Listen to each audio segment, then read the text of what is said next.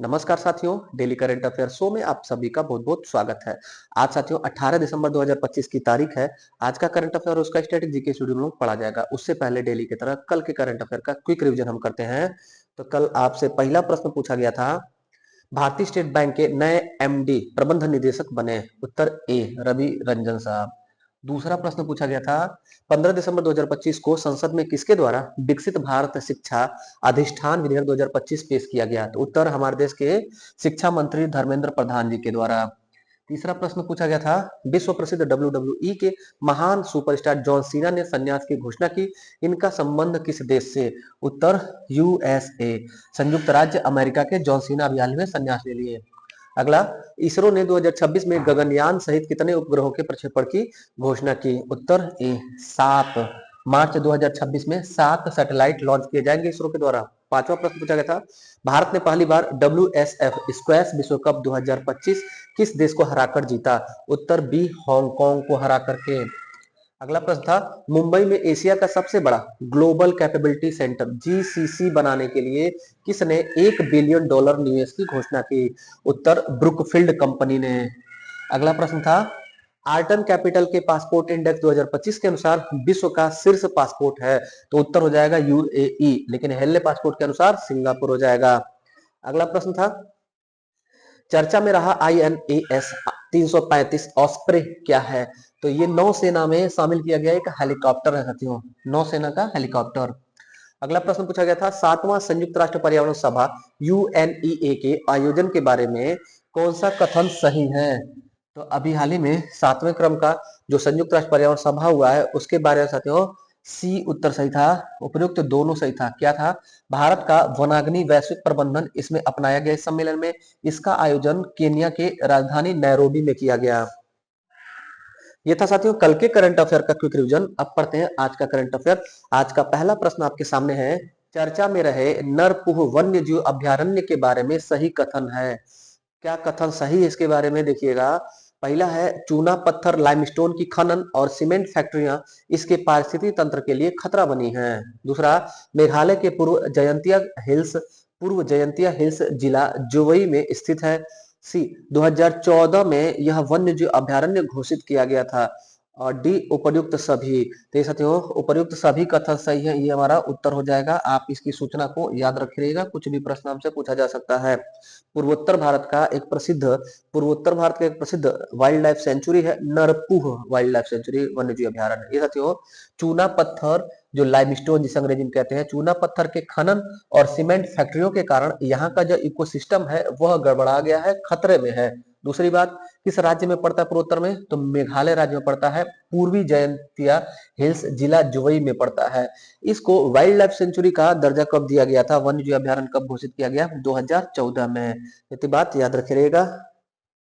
अगला प्रश्न है, फीफा पुरुष खिलाड़ी ऑफ द ईयर 2025 से किसे सम्मानित किया गया। फुटबॉल जगत का सबसे बड़ा पुरस्कार, महत्वपूर्ण पुरस्कार साथियों। अभी हाल ही में ओस्मान डेम्बले फ्रांस के खिलाड़ी हैं, इनको फीफा का पुरुष खिलाड़ी ऑफ द ईयर 2025 से सम्मानित किया गया। ये तस्वीर इनकी आप देख रहे हैं सामने।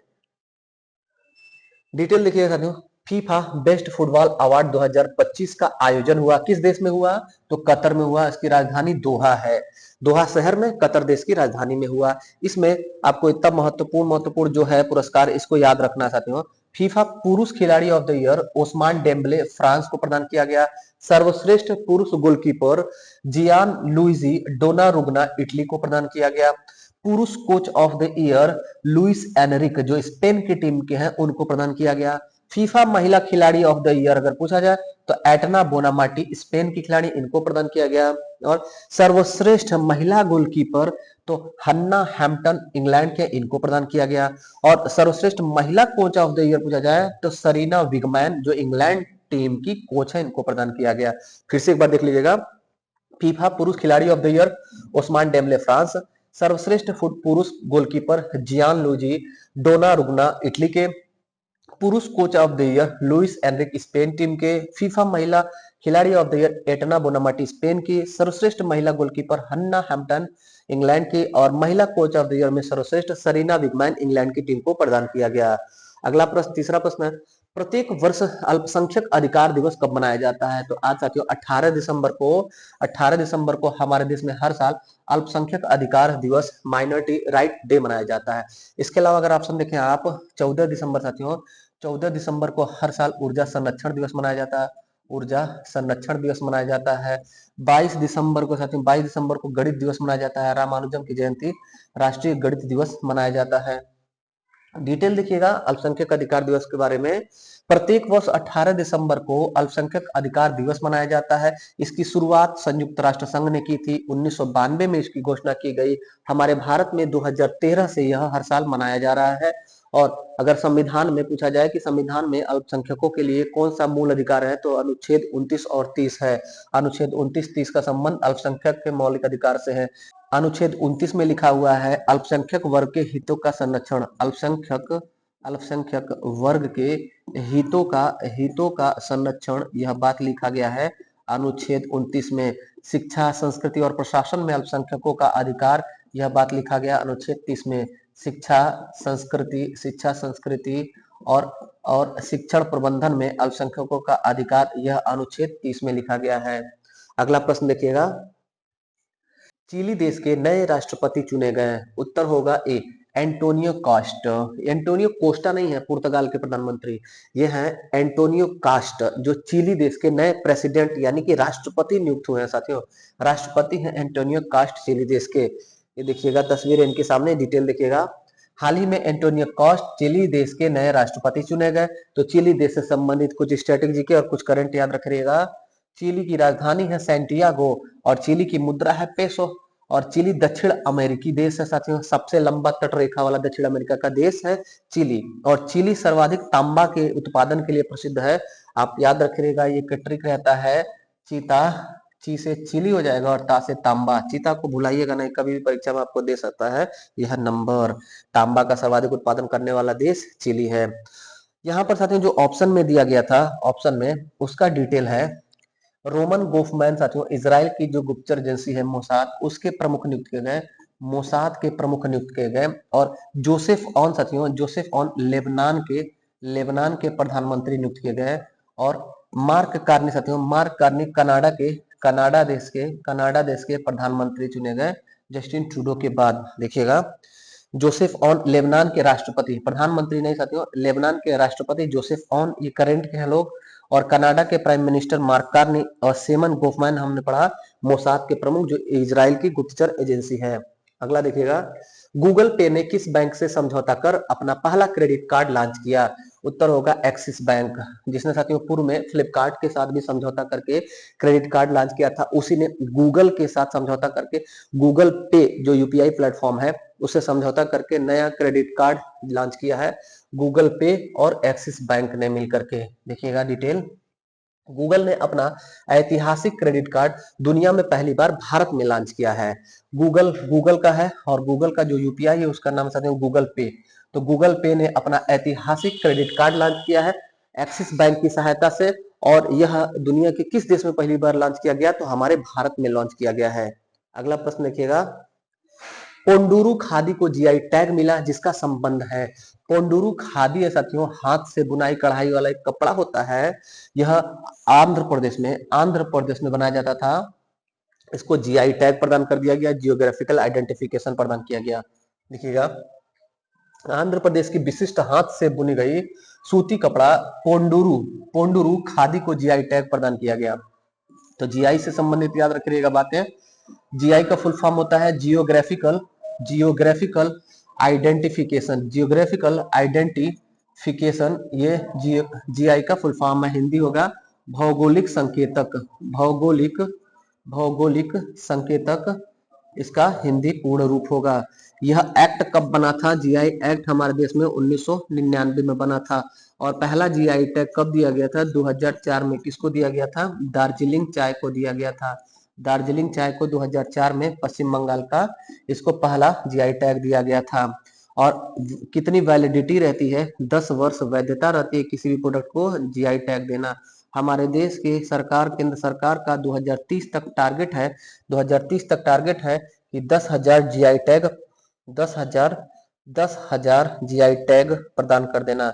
10,000 जीआई टैग प्रदान कर देने का टारगेट कब तक है? 2030 तक है। जीआई टैग का रजिस्ट्री कार्यालय कहाँ स्थित है? चेन्नई में है। जीआई टैग का रजिस्ट्री कार्यालय तमिलनाडु के चेन्नई में स्थित है। अगला प्रश्न देखिएगा, भारतीय स्टेट बैंक के प्रबंध निदेशक अश्विनी कुमार तिवारी का कार्यकाल कितने वर्ष के लिए बढ़ाया गया?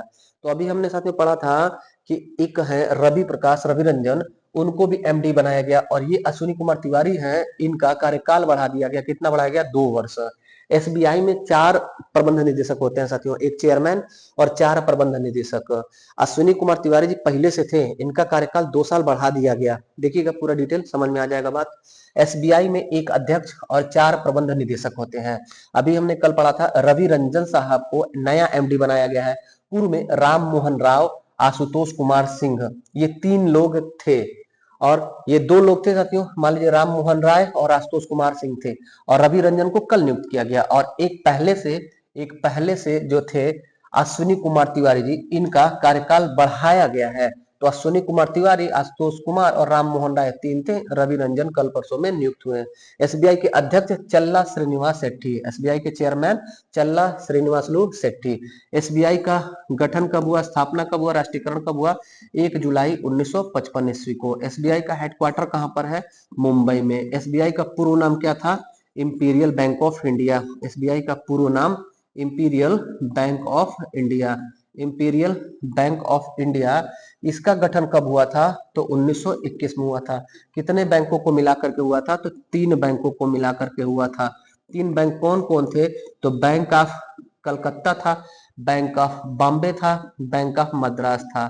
Bank of Bombay, bank of Madras और बैंक ऑफ कलकत्ता, ये 3 बैंकों को मर्ज करके 1921 में इंपीरियल बैंक ऑफ इंडिया का गठन किया गया था। अगला प्रश्न देखिएगा, अगला प्रश्न पूछा गया था, एनपीएस के तहत पूर्व में 60% निकासी की सीमा बढ़ाकर कितनी की गई? साथियों अभी हाल ही में 60% से बढ़ाकर लिमिट को 80% कर दिया गया। एनपीएस, नेशनल पेंशन स्कीम, केंद्र सरकार के द्वारा जो भी कर्मचारी निजी या सार्वजनिक क्षेत्र के कर्मचारी होते हैं, उनके लिए एनपीएस सिस्टम शुरू किया गया था।